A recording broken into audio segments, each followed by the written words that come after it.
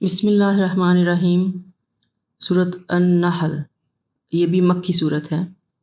اور مکی صورتوں کا آپ کا دیکھیں کہ اپنا ایک انداز ہے۔ ایک تو اس کے اندر اللہ تعالیٰ کی نعمتیں بار بار گنوائی جا رہی ہیں، اللہ تعالیٰ کی قدرتیں اور اس کی جو نشانیاں ہیں ان کی طرف ہمارا دھیان کروایا جا رہا ہے، جو ہمارے بالکل ارد گرد کی چیزیں ہیں۔ اور اس کے بعد آ جاتا ہے ان کو جنت اور دوزخ کی خبریں دی جا رہی ہیں، ان کو وارن کیا جا رہا ہے کہ اگر تم نہیں مانو گے تو کیا ہوئے گا، اور پلس پچھلی امتوں کے حالات بار بار بتائے جا رہے ہیں، بار بار بتائے جا رہے ہیں کہ انہوں نے کیا کیا کیا، تاکہ ہم اپنے عقیدہ کی اصلاح کر لیں اور توحید پہ ایمان لیں۔ تو اب یہ نحل ہے، نحل آپ کو پتہ کیا ہوتا ہے؟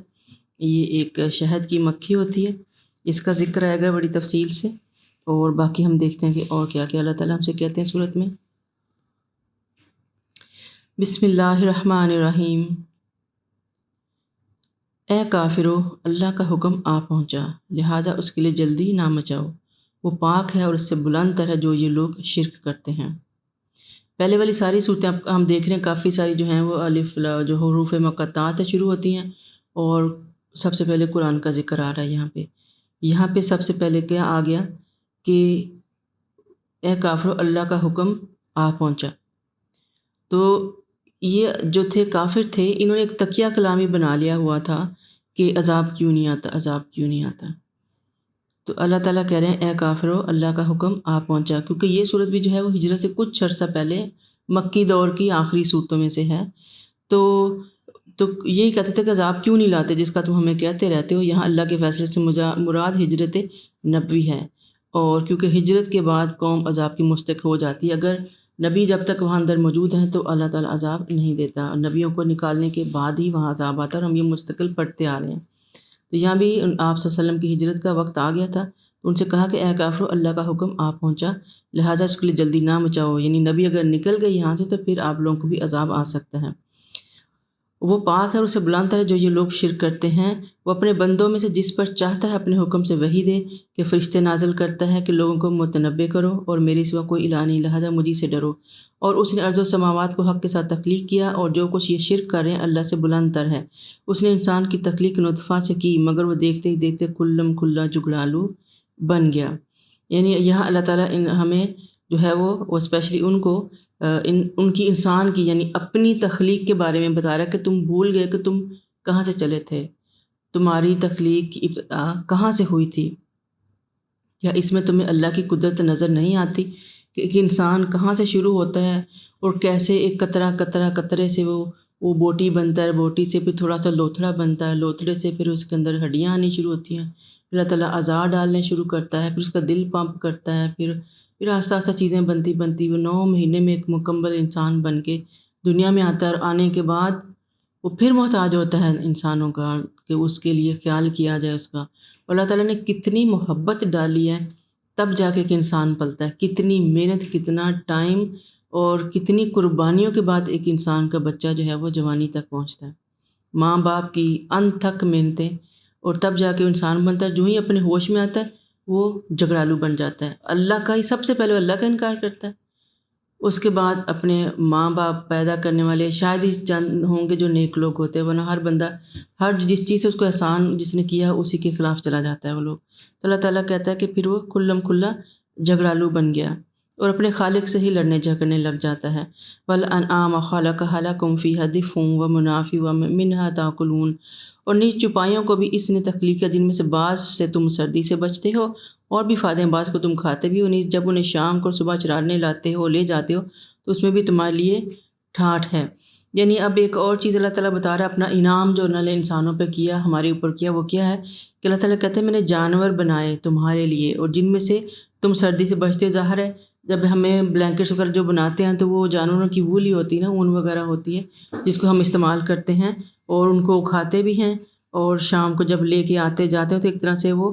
مال ہے، رزق ہے، رزق کی شکل بھی ہوتی ہے جس پہ انسان کو مان بھی ہوتا ہے بعض اوقات۔ وَتَحْمِلُ أَثْقَالَكُمْ إِلَىٰ بَلَدٍ لَّمْ تَكُونُوا بَالِغِيهِ إِلَّا بِشِقِّ الْأَنفُسِ إِنَّ رَبَّكُمْ لَرَءُوفٌ رَحِيمٌ، نیز وہ جانور تمہارے بوجھ شہر تک اٹھا کر لے جاتے ہیں جہاں تم سخت جافشانی کے بغیر پہنچ نہیں سکتے تھے، بلا شبہ تمہارا رب بڑا شفیق اور رحم کرنے والا ہے۔ جانور کی ایک اور خوبی کہ وہ آپ کا بار برداری کے کام آتے ہیں، جب یہ بہت ساری یہ بسیں اور ٹرک اور ہمارے پاس یہ ٹرانسپورٹس نہیں تھیں تو یہ جانور ہی کام آتے تھے، اور ابھی بھی بہت ساری جگہوں پہ جانور ہی کام آتے ہیں چیزوں کو ادھر ادھر لے کے آنے جانے کے لیے، بوجھ اٹھانے کے لیے۔ اور اللہ تعالیٰ کہتا ہے کہ تمہارا رب بے شک بڑا ہی شفیق و رحم والا ہے، اس نے کیا کیا چیزیں پیدا کی ہیں جسے تم کس کس طرح سے فائدے اٹھاتے ہو، یہ سب اللہ تعالیٰ نے انسان کی سروس کے لیے پیدا کیا۔ والخیل والبغال والحمیر لترکبوها وزینہ ویخلق ما لا تعلمون، اور نیز اس نے گھوڑے، خچر اور گدھے بھی پیدا کیا تاکہ تم ان پر سفاری کرو، اور وہ زینت بھی ہیں، اور وہ کئی چیزیں پیدا کرے گا جنہیں تم نہیں جانتے۔ یہ تو چیزیں جو ہمارے سامنے کی ہیں اللہ تعالیٰ نے بتا دی، ہمیں پتہ ہے خچر اور گھوڑے، اور لیکن اللہ تعالیٰ خاص طور پہ کہہ رہا ہے کہ کچھ چیزیں ایسی بھی پیدا کرے گا جن کا تمہیں علم نہیں، پیدا کرے گا یعنی ہر وقت ہر زمانے میں کچھ نہ کچھ نیا ہو رہا ہے جو پیچھے والوں کے لیے نیا تھا۔ ہمارے پاس آج جو ہے ہم نہیں جانتے کل کو ان سے اور کچھ ایڈوانس چیزیں آ چکی ہوں گی، تو ہمیشہ کچھ نہ کچھ نیا آتا رہے گا۔ جیسے اس زمانے میں بھی جو براق جس پہ آپ صلی اللہ علیہ وسلم نے سواری کی تھی اور اوپر گئے تھے آسمانوں میں، تو جو مکہ سے وہاں تک پہنچے تھے بیت المقدس تک، تو ہمیں تو نہیں پتہ، کسی نے تو نہیں دیکھی، پر وہ ایک چیز تھی نا جو اللہ نے پیدا کی تھی، جس کو سوار کرا کے آپ صلی اللہ علیہ وسلم کو لے کے گئے وہاں تک۔ تو اللہ تعالیٰ نے بے شمار چیزیں ایسی رکھی ہیں جو ابھی میں بھی مزید دنیا میں آئیں گی، اور یہ بھی کہ ہمیں نہیں جانتے بہت سی چیزوں کو، ہمارا علم بہت ہی محدود ہے، ہمیں اتنا ہی پتہ جتنا اللہ تعالیٰ نے بتا دیا۔ وَعَلَى اللَّهِ قَصْدُ السَّبِيلِ وَمِنْهَا جَائِرٌ وَلَوْ شَاءَ لَهَدَاكُمْ أَجْمَعِينَ، اور سیدھی راہ بتلانا اللہ کے ذمے ہے، جبکہ راستے ٹیڑھے بھی ہیں، اور اگر اللہ چاہتا تو تم سب کو ہدایت دے دیتا۔ اور وہی تو ہے جس نے تمہارے آسمان سے پانی برسایا، پانی کو تم پیتے بھی اور اس سے نباتات اگتی ہیں، اور تم مویشیوں کو بھی چراتے ہو۔ اب ہر چیز کے ملٹیپل یوزز ہیں، ابھی مستقل ہم دیکھ رہے ہیں ایک ایک جانور، ایک ایک چیز کے کتنے یوز ہیں۔ اللہ تعالیٰ کہہ رہا ہے کہ میں نے آسمان سے پانی اتارا، یہ اللہ تعالیٰ کی بہت بڑی بلیسنگ ہے، بارش رحمت ہوتی ہے، کس لیے؟ تاکہ تم پانی بھی پیو اور اپنی جو ہے وہ کھیتی باڑی کو بھی زندہ رکھو اور مویشیوں کو بھی پانی پلا سکو۔ ایک تو پانی پئیں، پلس اس پانی سے جو چارہ اگے گا وہ ان کی خوراک بنے گا، وہ زندہ رہیں گے، وہ آپ کو اپنے فائدے دیں گے۔ ظاہر خوراک نہیں ہوگی تو مویشی کہاں سے زندہ رہیں گے، پانی کہاں سے پئیں گے؟ پانی اگر ہمیں چاہیے تو جن جانوروں سے ہم فائدہ اٹھاتے ہیں ہمیں ان سے بھی تو چاہیے نا، تو تم مویشیوں کو بھی چراتے ہو۔ ينبت لكم به الزرع والزيتون والنخيل والعناب ومن كل الثمرات ان في ذلك لآيات لقوم يتفکرون، اور اس پانی سے تمہارے لیے کھیتی، زیتون، کھجور، انگور اور ہر طرح کے پھل تخلیق کرتا ہے، غور و فکر کرنے والوں کے لیے اس میں ایک بڑی نشانی ہے۔ اور اس نے تمہارے لیے رات اور دن کو نیز سورج اور چاند کو مسخر کر رکھا ہے، اور تمہارے ستارے اس کے حکم کے، اور ہمارے تمام ستارے اس کے حکم کے پابند ہیں، بلا شبہ اس میں اہل عقل کے لیے کئی نشانیاں ہیں۔ نیز اس نے تمہارے لیے زمین میں رنگ برنگی کئی چیزیں تخلیق کی ہیں، بلا شبہ اس میں ان لوگوں کے لیے نشانی ہے جو سبق حاصل کرنا چاہتے ہیں۔ نظام شمسی کی مثال یہاں اللہ تعالیٰ دے رہا ہے، شمس و قمر اور نجوم، چاند، سورج، ستارے، اللہ تعالیٰ کی بہت بڑی بڑی نشانیاں، لیکن یہ بھی اللہ تعالیٰ کے تابع ہیں، اللہ کے حکم سے انسان کو فائدہ دینے کے لیے اللہ نے تخلیق کیا سارا کچھ، یہ ہماری قسمتوں کے مالک نہیں ہو سکتے۔ اور کہتے ہیں کہ جو لوگ جو ان ستاروں کے علموں پر یقین رکھتے ہیں، کیونکہ یہ جو علم نجوم ہے یہ پورا علم ہے، لیکن ہم نے اس کے اوپر یقین نہیں کرنا کیونکہ یہ بھی جادو کی ایک قسم ہے۔ جو لوگ ہاتھ پکڑ کے قسمتوں کے حال بتاتے ہیں، یا آپ کے ہاروسکوپس کرتے ہیں، آپ کینسر ہیں یا ورگو ہیں یا کیا ہیں، یہ سب غلط باتیں ہیں، ان کے اوپر ہم نے نہیں پڑھنا۔ یہ چیزیں انسان کے لیے اللہ نے مسخر کی ہیں، انسان کو یہی سمجھ میں نہیں آ رہا کہ یہ ہمارے فائدے کے لیے چیزیں بنائی ہیں، ہمیں اللہ تعالیٰ نے ان کے اوپر ایک برتری عطا فرمائی ہے،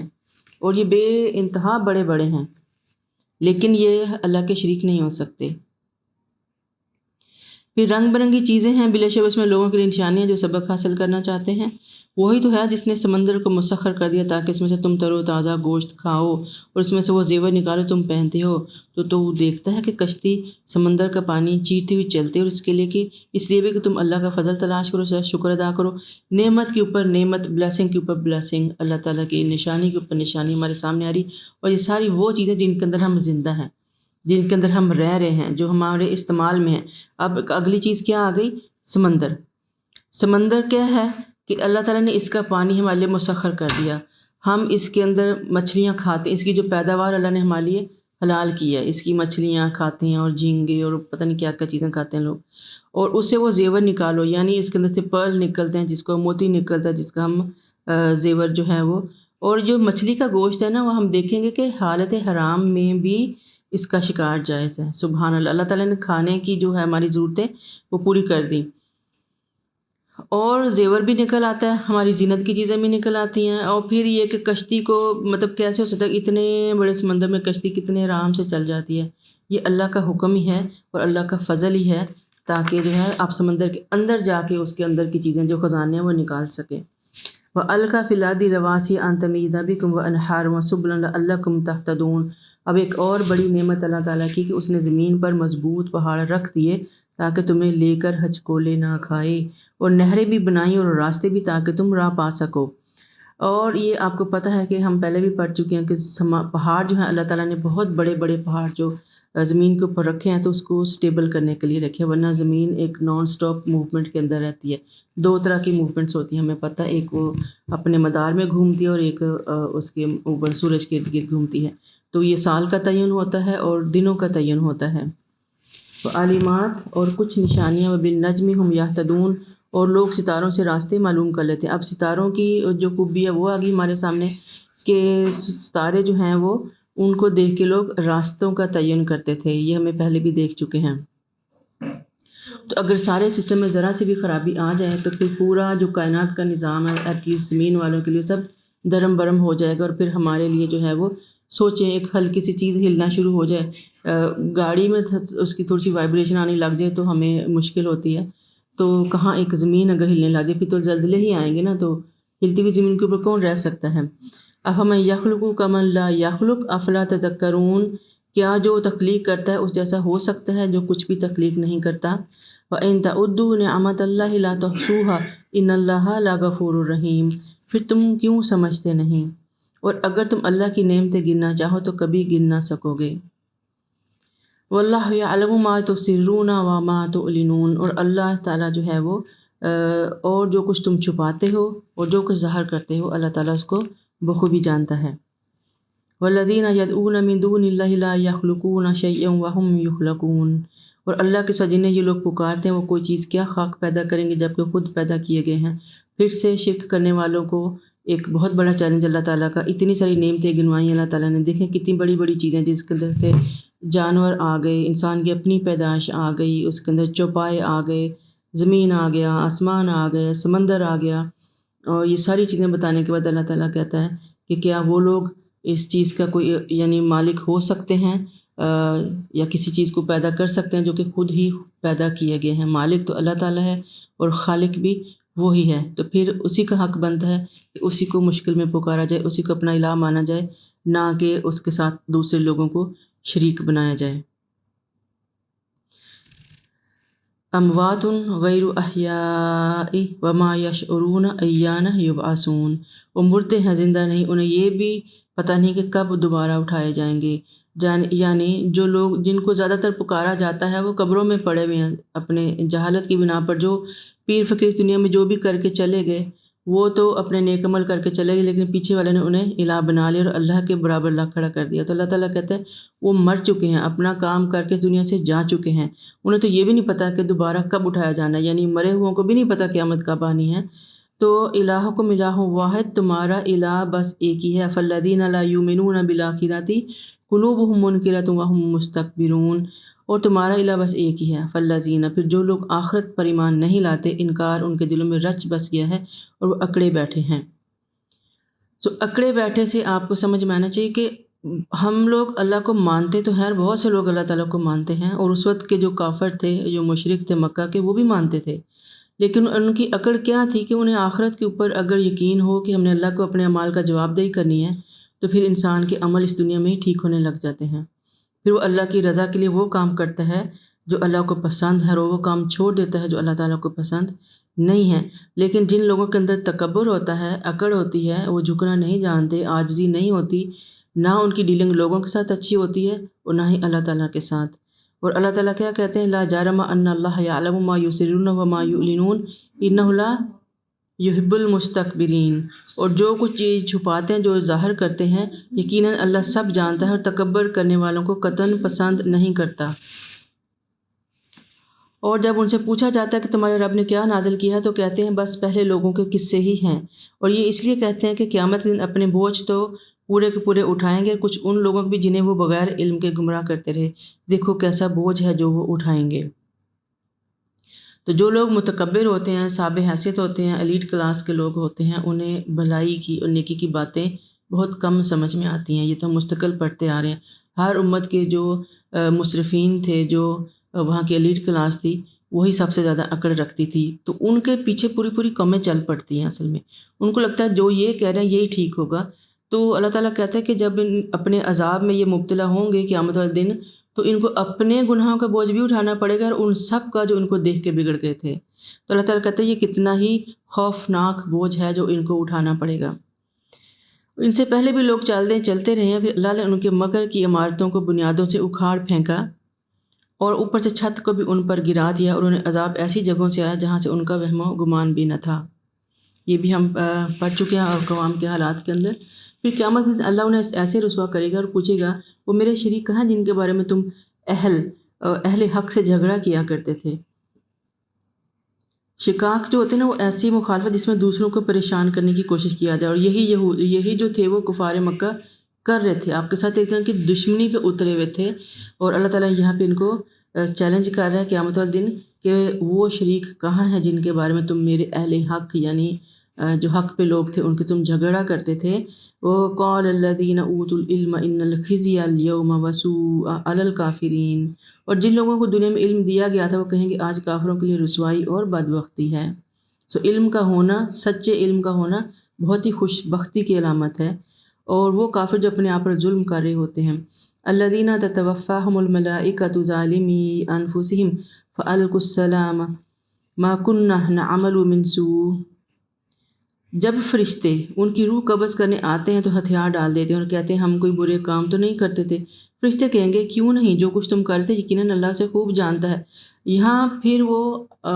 انکار ہی کریں گے، جھوٹ ہی بولیں گے، زندگی جھوٹ پہ گزری تو پھر موت کے وقت بھی جھوٹ ہی منہ پہ ہوگا اور جھوٹ پر ہی اٹھائے جائیں گے۔ ایسے لوگوں کا لازمی ٹھکانہ اللہ تعالیٰ نے دوزخ ہی رکھا ہے۔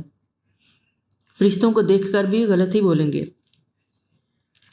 فَادْخُلُوا الْأَبْوَابَ جَهَنَّمَ خَالِدِينَ فِيهَا فَلَبِئْسَ مَثْوَى الْمُتَكَبِّرِينَ، اور اب جہنم کے دروازوں میں سے اس میں سے داخل ہو جاؤ، تم اس میں اب ہمیشہ رہو گے، غرض تکبر کرنے والوں کا ٹھکانہ بہت برا ہے۔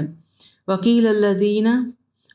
لِلَّذِينَ، اور یہی بات جب متقین سے پوچھی جائے گی، مَاذَا أَنزَلَ رَبُّكُمْ، کہ تمہارے رب نے کیا نازل کیا، قَالُوا خَيْرًا، تو وہ کہتے ہیں بھلائی ہی بھلائی، لِلَّذِينَ أَحْسَنُوا فِي هَذِهِ الدُّنْيَا حَسَنَةٌ وَالدَّارُ الْآخِرَةُ خَيْرٌ وَلَنِعْمَ الدَّارُ الْمُتَّقِينَ، اور ایسے لوگ جنہوں نے اچھے کام کیے ان کے لیے اس دنیا میں بھی بھلائی ہے اور آخرت میں تو بہت ہی بہتر ہے، اور متقین کا ہی جو ہے وہ اچھا گھر ہے۔ فرمان الہی ہے کہ جن لوگوں نے کہا ہمارا رب اللہ ہے، پھر اس پر وہ ڈٹ گئے، ان پر فرشتے نازل ہوتے ہیں، اور ان سے نہ ڈرو اور نہ غم کرو، اس جنت کی خوشی مناؤ جس کا تم سے وعدہ کیا جاتا ہے۔